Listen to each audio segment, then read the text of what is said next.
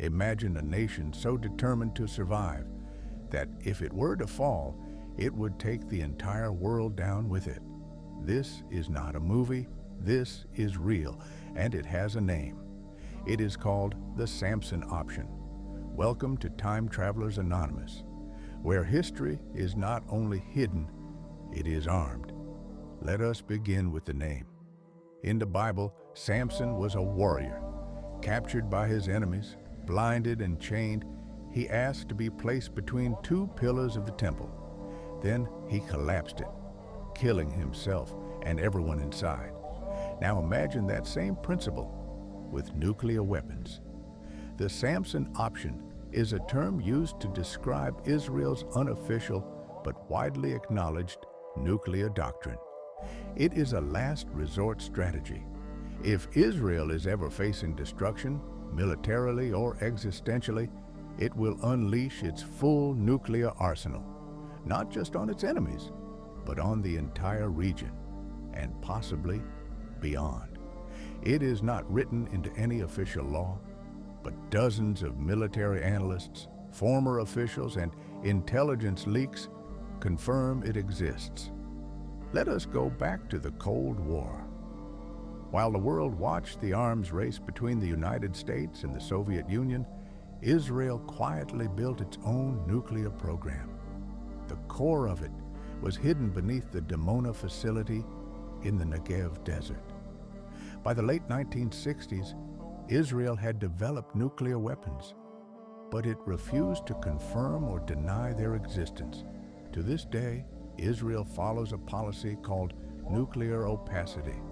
But behind that silence is one of the most aggressive doctrines ever conceived. The logic is chilling. If the state of Israel were to be wiped out by a regional war, massive invasion, or overwhelming attack, then nuclear retaliation would be immediate, total, and without geographic limits. The goal is not just to deter attacks, it is to ensure that even in defeat, vengeance would be catastrophic. Some reports claim Israel has pre-targeted major cities in hostile nations. Others say it has second strike submarines armed with nuclear warheads. If Tel Aviv were destroyed, other capitals would follow, and perhaps most disturbingly, this strategy is not just aimed at military opponents.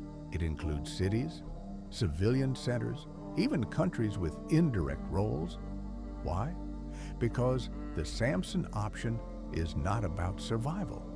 It is about guaranteeing that no one can destroy Israel without paying the ultimate price. Former Israeli officials have hinted at it publicly. Ariel Sharon, Moshe Dayan, even former prime ministers. The message has always been the same.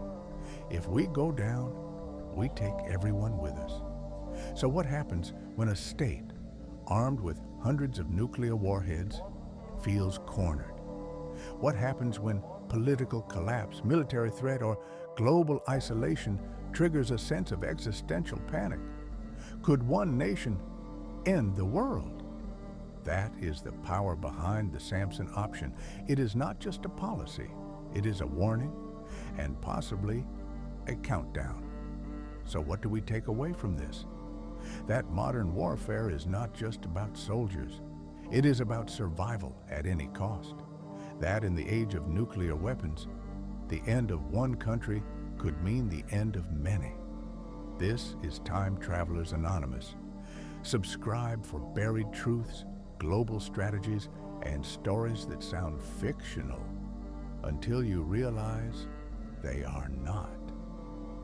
Because in this timeline, the final trigger may already be armed.